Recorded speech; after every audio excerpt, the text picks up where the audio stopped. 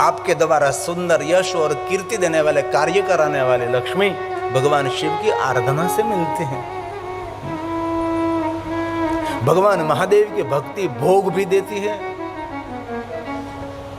भक्ति और मुक्ति भी देती है, और विशेष कहे तो भोग भोगने की शक्ति भी देते हैं। बहुत लोगों को भोग मिलता है लेकिन भोग भोगने की कोई शक्ति नहीं होते। ऐसे बहुत लोगों को हमने देखा, इतने धनपति, पूरा डाइनिंग टेबल व्यंजन भोजन से भरा रहता है लेकिन कुछ भी खा नहीं सकता। क्यों नहीं खा सकता? क्योंकि उसको भोग मिला है लेकिन भोग भोगने की शक्ति उनके पास नहीं है। इसलिए महादेव की जो भक्ति करता है उनको भोग भी मिलता है, भोग भोगने की शक्ति भी मिलती है, अंत में मुक्ति भी मिलती है। मुक्ति भी मिलती है, शिव है। और सच्चे दिल से, हृदय से भगवान महादेव को समर्पित है। उसका रक्त का एक एक कण, एक अंग का एक एक रुआ जिनको महादेव को समर्पित कर दिया जिन व्यक्ति ने, और मैं हृदय के साथ कह सकता हूं उनके जीवन में कोई वृद्धावस्था भी नहीं आती, उनका शरीर कभी जर्जरित नहीं होता। जन्म मृत्यु जरा, जरा जरा का अर्थ क्या है? जर्जरित शरीर। जीवन की व्याधि उपाधियों में से मुक्त करने वाला शिव है। इसलिए बहुत हृदय से आप सबको मैं कहता हूं, आप भी महादेव की भक्ति भरपूर करें। आपके सभी बच्चों को शिव भक्ति का मार्गदर्शन करें कि बेटा, जीवन को मंगलमय बनाने के लिए कल्याणकारी भगवान शिव की उपासना विशेष प्रकार से करनी चाहिए।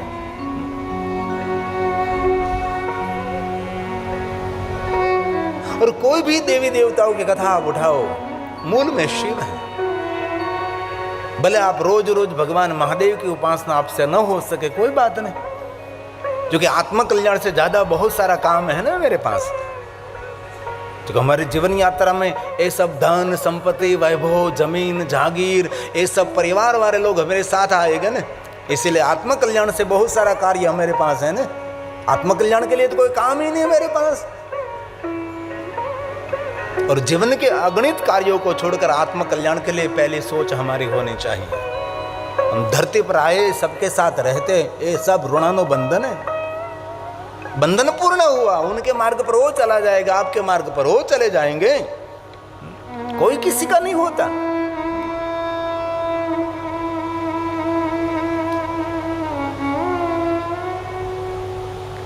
इसलिए जीवन को मंगल बनाने के लिए हजारों हजारों कार्यों को छोड़कर भगवान महादेव का पूजन अर्चन, उसका स्मरण, भगवान की कथा श्रवण करनी चाहिए। रोज न कर सके कोई बात नहीं, लेकिन 7 दिन में एक दिन, आज का दिन तो सोमवार है, जो शांति देने वाला है, सुमति देने वाला है, संपत्ति देने वाला है, संतति देने वाला, आज का दिन सोमवार है। और हम सब भाग्यवान हैं कि सोमवार के दिन भगवान महादेव की कथा का श्रवण कर रहे हैं। आज का दिन सोमवार है।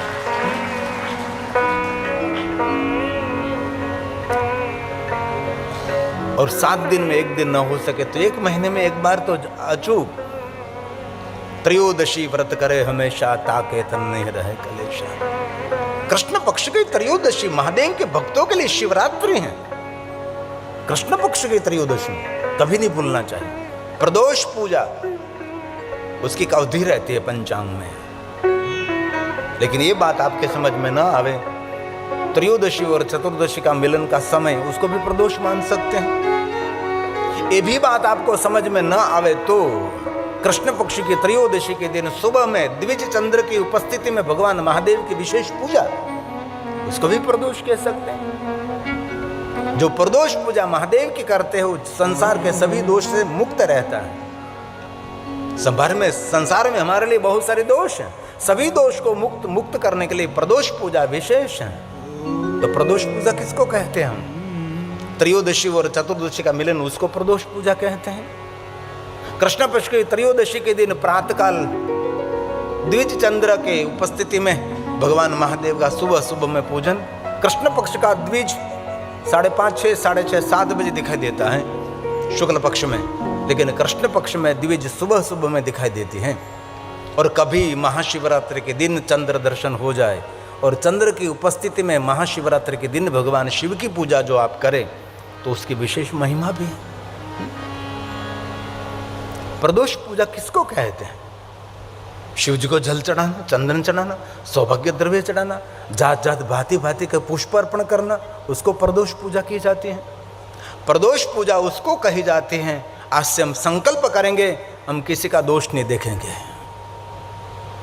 हमारी जो आदत है दूसरों को दोषित ठहराने की, दूसरे को दोष देखने की जो हमारी आदत है, दूसरों को छिद्र देखने की, दूसरे की छिद्र देखने की हमारी आदत है, वो आदत बदल देंगे, वही श्रेष्ठ प्रदोष पूजा रहेगी। पर दूसरों का दोष कभी नहीं देखे, बस वही प्रदोष पूजा है। महीने में एक बार, इवन हो सके तो 12 महीने एक बार राजराजिति महाराजिति महाशिवरात्रि। और स्वयं भगवान शिव जी ने ब्रह्मा और विष्णु को वचन दिया है कि हे ब्रह्मा हे विष्णु, जो कोई मनुष्य पूरी साल मेरी पूजा अर्चन दर्शन न कर सके, लेकिन इस महाशिवरात्रि के दिन मेरा कोई दर्शन पूजन अर्चन करे, तो पूरी साल दर्शन अर्चन पूजा का फल इस महाशिवरात्रि के दिन में देता है। इसलिए महाशिवरात्रि कभी भूलना नहीं चाहिए, कभी नहीं। हमारे सबके मंगलमय करने वाले रात्रि महाशिवरात्रि है, हमारा सबका शुभ करने वाले रात्रि महाशिवरात्रि। इस रात्रि के दिन मौन रहना चाहिए, निराहार रहना चाहिए, जितेंद्र रहना चाहिए। जो महाशिवरात्रि है अंधकार से भरी हुई रात्रि है, लेकिन ज्ञान रूपी प्रकाश देने वाली ये रात्रि है। पुस्तक और व्यक्ति को पढ़ना आना चाहिए। कई लोग पुस्तक पढ़ सकते लेकिन व्यक्ति को नहीं पढ़ सकते। जीवन में जिनको आगे बढ़ना है उनको दो पढ़ना आता है, पुस्तक भी पढ़नी आनी चाहिए और व्यक्ति को भी पढ़ना आना चाहिए। पुस्तक पढ़ने से ज्ञान की वृद्धि होती है और व्यक्ति को पढ़ने से अनुभव की वृद्धि होती है। व्यक्ति अनुभव देता है, पुस्तक ज्ञान देता है। इसलिए महाशिवरात्रि कभी नहीं, उस दिन मौन रहे, शांत रहे। हमने महाशिवरात्रि की पंक्ति बनाई थी, पूरा तो नहीं गाऊंगा, एक पंक्ति गाता हूं जो महाशिवरात्रि निमित्त हमारी सुंदर एक रचना है। ये देवताओं की रात्रि, ऋषि मुनियों की रात्रि, महापुरुषों की रात्रि, पुण्य अर्जित करने की रात्रि, जीवन को मंगलमय बनाने की रात्रि। महाशिवरात्रि अपने हृदय में ज्योति प्रकट करने की रात्रि, ज्ञान अर्जित करने की रात्रि, हमारा भव मंगल करने की रात्रि, ये महाशिवरात्रि। शिवरात्रि महारात्रि योग की है रात्रि। आज कथा में सबको संकल्प भी करना है। जो घर का हम बहुत पुरुषार्थ परिश्रम कर रहे हैं उनकी बात नहीं करता, जो कुछ भी परिश्रम नहीं कर रहा, घर में पड़ा रहता है गादी तकिए पर जो अपना जीवन बिता रहा हूं, उन लोगों को मैं हृदय से प्रार्थना करता हूं, थोड़ा जल्दी सुबह में उठो, योग करना ही चाहिए। आपका शरीर तंदुरुस्त नहीं है तो आप दुनिया के सबसे बड़े भिखारी हैं, आपसे बड़ा कोई भिखारी नहीं है। आपके पास आरोग्य नहीं है तो आपके पास कुछ भी नहीं है। इसलिए सुबह में समय पर उठो, योग करो, प्राणायाम करो, व्यायाम करो। शिव महापुराण ग्रंथ में कहा कोई भी देवी देवता का मंत्र करो, लेकिन जो प्राणायाम नहीं करते तो मंत्र अगर्भा है। सगर्भा मंत्र तब बनता है प्राणायाम। हमारे ब्राह्मण जब संध्या करते उसके अंदर प्राणायाम प्रधान रहता है, अनुलोम विलोम।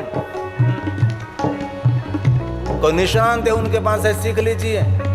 आपके कोई आचार्य हो उनके पास से कुछ सीखें। इसलिए सुबह में व्यायाम भी करें, प्राणायाम भी करें। शारीरिक भी तंदुरुस्ती होनी चाहिए और मानसिक भी तंदुरुस्ती होनी चाहिए। अंग से भी प्रफुल्लित और मन से भी प्रफुल्लित रहो।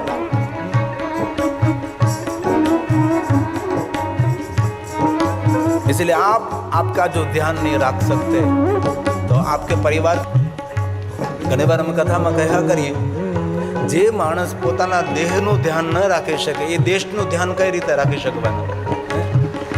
જે માણસ પોતાના દેહનું ધ્યાન નથી રાખી શકતા એ દેશનું ધ્યાન શું રાખવાના છે? રોગિષ્ટ। और एक विनंती करके मैं जाता हूँ, आपकी ये जो आपनो विस्तार है એટલો હરિયાળો વિસ્તાર છે, એટલો ઠંડક આપનારો વિસ્તાર છે। આવજો તમે અમારી સાથે કચ્છમાં, સૌરાષ્ટ્રમાં। કેવી ગરમી, કેવો તાપ, તમારે કેટલા સુંદર વૃક્ષો છે। તેથી આપે દિલથી કથા સાંભળી હોય તો રોડની બંને બાજુ વૃક્ષો છે તેની રક્ષા કરજો। જેટલા કથામાં બેઠા એટલા બધા જ કલેક્ટરની ઓફિસે પહોંચી જજો, અથવા તમારો સાંસદ કે તમારો એનો ધારાસભ્ય હોય એની પાસે પહોંચી જજો. રસ્તા પર કેટલા સુંદર વડલાઓ છે. એક વડલો વાવવાથી 100 વર્ષ સુધી વૈકુંઠ લોક પ્રાપ્ત થાય. 100 યુગ સુધી, વર્ષ ક્યાં વાત કરો, 100 યુગ સુધી એક વડલો ઉછેરવાનું કેટલું પુણ્ય છે. કાલ હું કોઈ જગ્યાએ જતો તો આ ક્યાં કેવું ગામ કાલ મને લઈ જતા હતા, કેટલા સુંદર વડલા હતા, કેવું જબું કેવું. હા, તમને ખબર છે તો વાંધો નહીં. બંને બાજુ કેટલા બધા વડલાઓ સુંદર હતા. મેં કહ્યું આ વડલાઓ કાપી નાખવામાં આવશે. જ્યારે ગેર હિન્દુએ જ્યારે આપણા દેશમાં પ્રવેશ કર્યો ને ત્યારે વડલાઓને કાપ્યા હતા, કારણ કે વડલાઓની પૂજા કરતા હતા આપણે. પીપળાઓ એ લોકોએ કાપી નાખ્યા, મંદિરો તોડી નાખ્યા, આપણા ધર્મનો નિષેધ કર્યો આપણો. તેથી એક હૃદયની પ્રાર્થના છે, આપણે આવતી પેઢીને ઉજ્જવળ જોયું અને સુખી જોયું તો આ વૃક્ષોની રક્ષા કરજો. 100 બાળક બરાબર એક વૃક્ષ હોય છે. કેટલા સુંદર તમારે રોડની બંને બાજુ કેટલા સુંદર વૃક્ષો, કેટલા સુંદર તોતિંગ વૃક્ષો છે. ભલે ટ્રાફિક થવા દો. એ અમારા સોમનાથ મહાદેવનું દ્રશ્ય છે. પ્રથમ જ્યોતિર્લિંગ સોમનાથ મહાદેવમાં ટ્રસ્ટ તરફથી એક સંકલ્પ કરવામાં આવ્યો હતો કે 12 લાખ વૃક્ષો સોમનાથ મહાદેવ ટ્રસ્ટ તરફથી વાવવામાં આવશે. એ ત્યારનું દ્રશ્ય છે. તેથી નવા વૃક્ષો વાવો નહીં તો કોઈ વાંધો નહીં, પણ આ રોડની બંને બાજુ જે તોતિંગ મોટા મોટા વૃક્ષો છે કેટલું સુંદર લાગે, કેટલી ઠંડક લાગે છે. અને રોડ મોટો કરવા માટે એટલા તોતિંગ વૃક્ષોને કાપી નાખવાના. 4 વ્હીલ ગાડીઓ ઝેર ઓકે છે, આપણા જીવનનું ભક્ષણ કરે છે, વાતાવરણને દૂષિત કરે છે. ઘણા દેશોની અંદર નવી ગાડીઓ વેચાવાનું બંધ કરી દીધું છે. શા માટે? ટ્રાફિક ઓછું થાય એટલા માટે. નવી ગાડી મળે જ નહીં દેશમાં. જૂની તમે કોઈની ખરીદી શકો છો, નવી ન મળે. ભારત દેશની અંદર પણ આજનો કાલ એ માર્ગ અપનાવવો પડશે. વિકાસની દ્રષ્ટિએ વિનાશ થઈ રહ્યો આપણે નજરની સામે જોઈએ છીએ. તેથી આપ સૌને ગિરિબાપુ તરફથી હૃદયને હાથ જોડીને પ્રાર્થના કરું છું કે રોડની બાજુમાં જેટલા વડલાઓ છે, જેટલા તોતિંગ મોટા વૃક્ષો છે તેની રક્ષા કરજો. તેવી એક હૃદયની હું પ્રાર્થના કરું છું આપ સૌને. મારા દિલની પ્રાર્થના છે. જેની પાસે સામર્થ્ય હોય એક જાજો. અને કલયુગે સંઘે શક્તિ. કલયુગની અંદર આપણું સંગઠન એ જ આપણી શક્તિ છે. આવેદન પત્ર આપજો, ટપાલ લખજો, જાહેરાત કરજો, સોશિયલ મીડિયામાં ચલાવજો કે વૃક્ષોને રક્ષા કરો. રોડ મોટો નથી કરવો, રોડ ભલે સાંકડો હોય પણ વૃક્ષો સલામત રહેવા જોઈએ. વૃક્ષ સલામત તો આપણે સૌ સલામત. એ જંગલ ખાતાવાળા બધા ભાઈઓ છે, કારણ કે જ્યાં જાવ ત્યાં મારું આ કામ છે, વૃક્ષો વધારેમાં વધારે વાવવા, વૃક્ષો તરફ સૌને પ્રેરિત કરવા. આપણને પ્રાણ આપે, આપણને જીવન આપે છે વૃક્ષ. વૃક્ષ વાવો, વરસાદ લાવો. વ્યસન છોડો, વૃક્ષ લાવો. વ્યસન છોડો, વૃક્ષ વાવો. વૃક્ષ વાવો તો વરસાદ લાવો. તેથી योग करो, प्रणाम करो, व्यायाम करो. इसलिए हमने कहा शिवरात्रि योग की रात्रि.